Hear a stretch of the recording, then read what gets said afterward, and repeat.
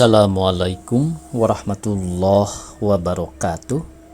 Pemirsa di mana saja Anda berada, selamat berjumpa kembali dengan channel YouTube Dongeng Nusantara. Pada kesempatan ini saya Bang Elgi akan membacakan dongeng dari Tanah Dayak bagian kedua dengan judul Sangumang dan Maharaja 1. Terima kasih kepada semua subscriber yang selalu setia mengikuti. Jangan lupa sambil menonton diklik tombol like-nya dan silahkan share atau bagikan dongeng-dongeng Nusantara ini ke teman-teman yang lainnya. Selamat mendengarkan.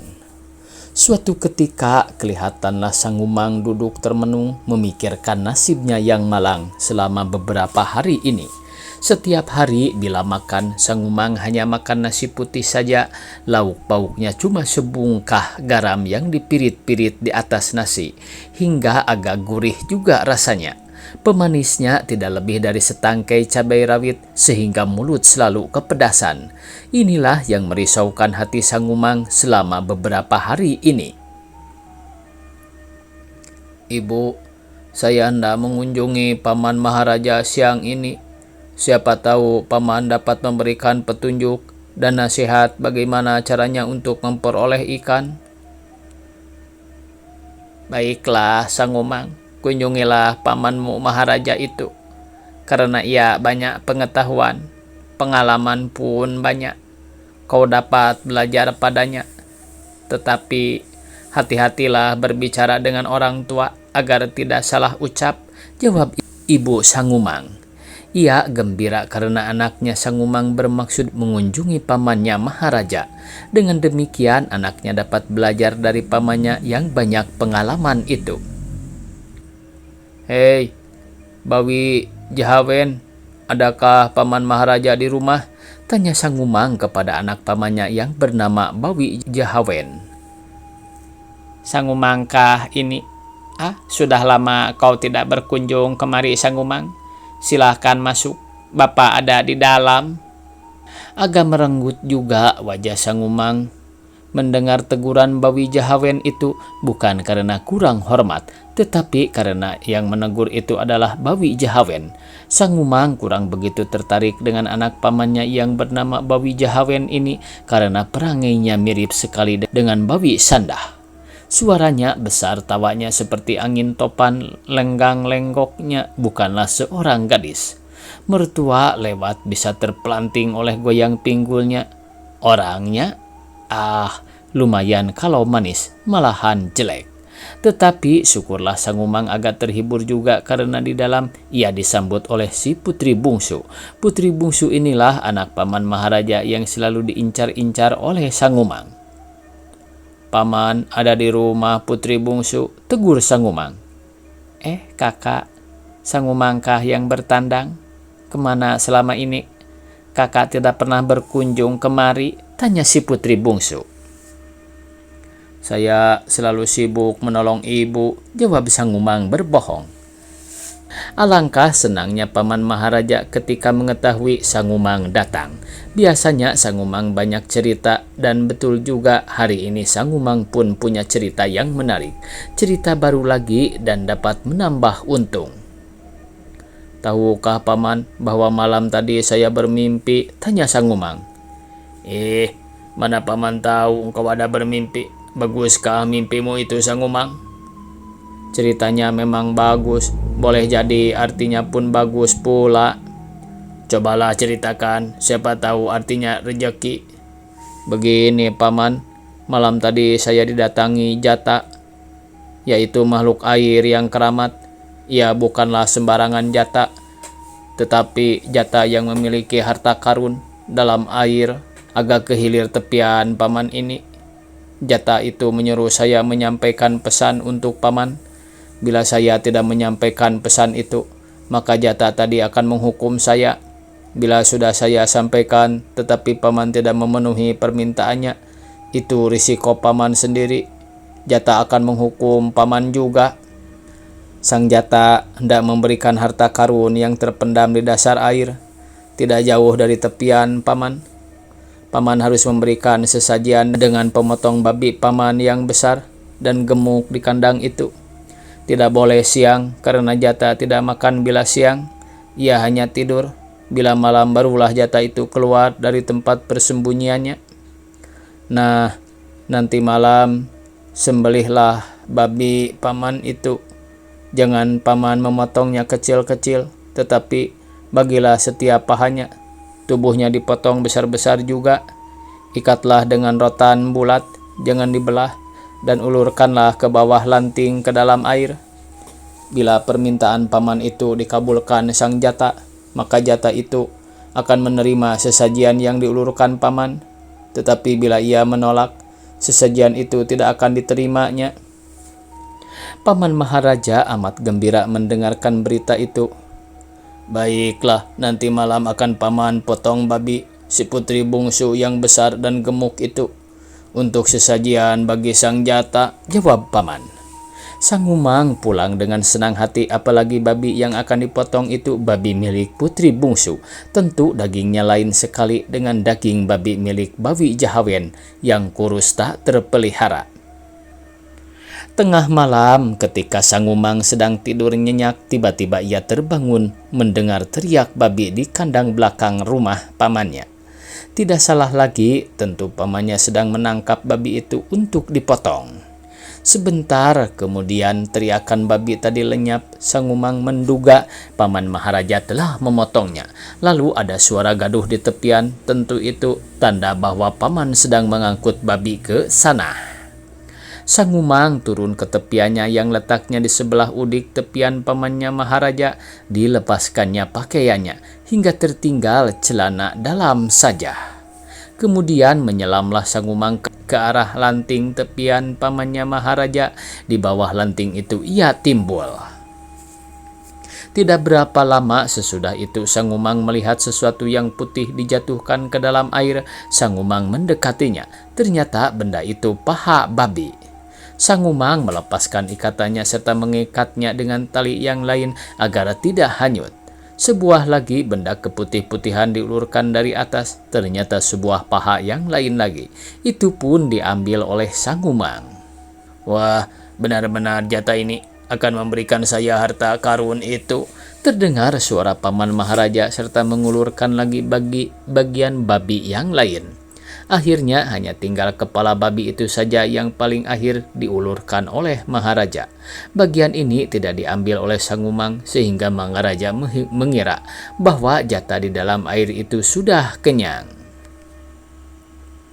Sesudah paman Maharaja pulang, barulah Sang Umang mengangkut babi-babi itu ke rumahnya dan membuat masakan-masakan yang amat digemarinya. Paman Maharaja sedikit pun tidak menyangka Sang Umang telah menipu dia. 2 hari berikutnya paman Maharaja berkunjung ke rumah Sang Umang. Ia amat gundah karena Bawi Jahawen hanya mengulai paku yang dicampurnya dengan rebung. Maharaja sudah bosan makan sayur paku-pakuan dan rebung itu sebab hampir setiap hari cuma itulah sayur yang dihidangkan. Mengapa paman kelihatan sedih hari ini? Tanya Sang Umang ketika menyambut kedatangan pamannya Maharaja. Susah, adikmu Bawi Jahawen tidak pandai melayani selera. Masakannya cuman gulai rebung dan paku-pakuan saja tiap-tiap hari. Kalau cuma itu, janganlah paman sedih. Duduklah sebentar, saya akan menghidangkan makanan yang enak-enak untuk paman, jawab Sang Umang menghibur. Kapan kau pergi berburu dan memperoleh babi itu, Sang Umang? Tanya Maharaja. Tidak usah paman bertanya macam-macam. Makanlah seberapa kuat dan bawa pulalah satu pahanya itu. Nanti bila paman pulang, jawab Sang Umang. Agak curiga Maharaja, biasanya Sang Umang tidak begitu murah memberikan sesuatu, tidak kikir, tetapi tidak pula boleh dikatakan pemurah. Sekadar namanya pemberian tidaklah pernah terlalu banyak. Tentu kemurahan Sang Umang ini ada latar belakangnya. Kini yakinlah si Maharaja bahwa dia telah ditipu oleh Sang Umang. Untuk mencetuskan kemarahan, tidak pula ada alasan yang dapat menjadi bukti Sang Umang itu menipu. Namun, babi yang dihidangkan itu bukanlah babi hutan, melainkan babi peliharaan. Belum pula pernah terdengar kabar Sang Umang pernah memotong babi. Tidak salah lagi, Sang Umang pasti menipu, sebab itu si Maharaja berniat untuk membalas tipuan itu. Dengan bersungguh-sungguh, Maharaja bilang, "Sang Umang, malam tadi paman telah bermimpi. Naga yang ada di sebelah hilir lanting tepianmu itu minta agar kau memotong 2 ekor babi yang di kandangmu itu sebagai sesajian. Naga itu akan memberikan harta pusaka yang terdapat di dasar sungai, sehingga kau akan mendadak menjadi kaya raya," kata Maharaja mulai tipu muslihatnya. "Sangat kebetulan, saya pun telah bermimpi semacam itu pula. Malah naga itu minta bukan 2 yang harus dipotong, tetapi 3 ekor, jawab Sang Umang. "Mula-mula memang naga itu minta 2. Tetapi ketika paman tertidur lagi, naga itu bilang pada paman bahwa ia salah memberitahukannya. Sebenarnya bukan 2, tetapi 3, seperti yang telah dikatakannya padamu itu juga," kata Paman Maharaja membetulkan keterangannya. "Baiklah, nanti malam akan saya potong 3 ekor, paman. Tapi bilanglah pada naga itu agar ia agak sabar. Sebab membereskan 3 ekor itu bukanlah gampang, tentu agak lama dari seekor atau 2 ekor. Itu tidak apa-apa, naga lebih sabar dari kita manusia yang selalu gelisah ini. Percayalah engkau bahwa naga itu makhluk yang paling sabar," jawab Paman Maharaja penuh harap. Belum lagi tengah malam Sang Umang pergi ke belakang rumahnya dengan rotan dipukul-pukulnya belakang babinya, sehingga berteriak-teriak keras. "Nah, tentu itu suara babi si Sang Umang. Ayo putri bungsu, bangunlah. Buatkan rempah-rempahnya, karena kakakmu Sang Umang sedang memotong babinya." Si putri bungsu agak heran, ia tidak pernah mendengar rencana Sang Umang akan memotong babi. Boleh jadi bapaknya cuma bermimpi saja, sebab itu putri bungsu tidak menurut. Hampir tengah malam berhentilah teriakan babi-babi di belakang rumah Sang Umang. Yakinlah Paman Maharaja bahwa Sang Umang sedang memotong-motong babinya. Benar juga, di rumah Sang Umang mulai terdengar bunyi dirdar dirdar dirdor, seperti bunyi seseorang yang sedang memotong sesuatu. Maharaja pun turun ke tepiannya lalu menyelam ke bawah lanting Sang Umang serta menunggu sampai Sang Umang mengulurkan paha babinya. Sejam belum ada, Maharaja agak kedinginan. 2 jam sudah berlalu, barulah kedengaran suara Sang Umang turun ke lanting. "Hei naga di dasar sungai, mohon ampun, beri ampun, sebab saya agak terlambat. Memotong 3 ekor babi yang gemuk-gemuk tidaklah gampang," terdengar kata Sang Umang. Maharaja merasa lega, rupanya Sang Umang telah dapat ia tipu meskipun sudah agak kedinginan. Tetapi Maharaja merasa gembira karena yakin akan peruntungannya. 1 jam sesudah itu, ketika Maharaja sudah menggigil kedinginan, barulah kelihatan sesuatu yang keputih-putihan jatuh ke dasar air.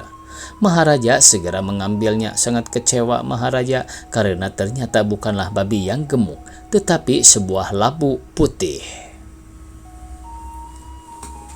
Boleh jadi cuma percobaan saja untuk mengetahui apakah naga itu sudah datang atau belum, pikir Maharaja. Sebuah benda yang keputih-putihan warnanya jatuh ke dalam air. Tentu yang sekali ini benar-benar babi, karena potongannya lebih besar dari yang tadi. Kenapa labu putih lagi? Pikir Maharaja kecewa. Namun tiba-tiba sebelum ia sempat melepaskan potongan labu itu, terasa bibirnya terkait sesuatu yang amat tajam. Alangkah terkejutnya Maharaja karena benda yang menusuk bibirnya tadi adalah sebuah pancing besar. Maharaja ditarik oleh Sang Umang keras-keras sehingga ia berteriak, "Ampun, ampun, matilah saya, matilah saya.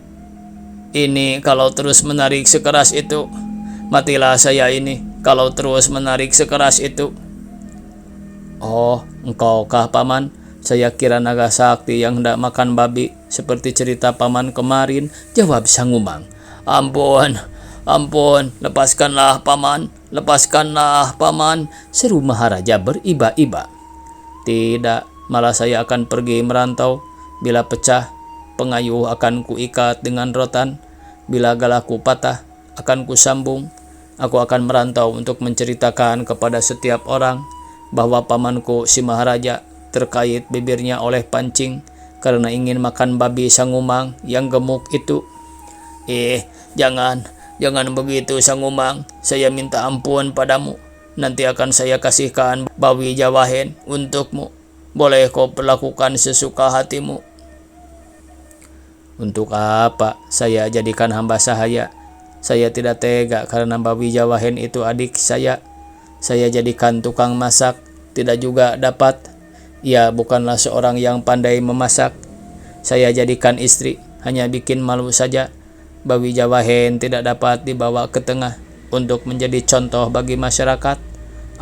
Tidak usah ribut-ribut. Saya akan tetap merantau juga untuk memberitahukan semua orang yang saya temui bahwa pamanku Maharaja terkait pancing mulutnya karena ingin makan babi kemenakannya Sangumang. Ampun Sangumang, ampun. Saya akan malu bila kau ceritakan begitu. Akan saya berikan padamu si putri bungsu. Asal kau jangan bilang apa-apa kepada orang lain ya. Paman ini macam-macam saja. Baiklah, saya berjanji tidak akan menceritakan apa-apa karena saya merasa kasihan kepada paman, jawab Sangumang.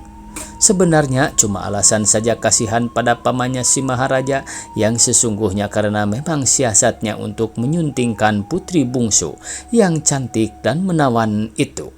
Bila dilamar tentu pamannya Maharaja akan menolak karena Sangumang tidak mempunyai uang. Waktunya habis pemirsa, dicukupkan sekian. Semoga esok kita bisa berjumpa kembali. Billahi taufiq wal hidayah. Wassalamualaikum warahmatullahi wabarakatuh.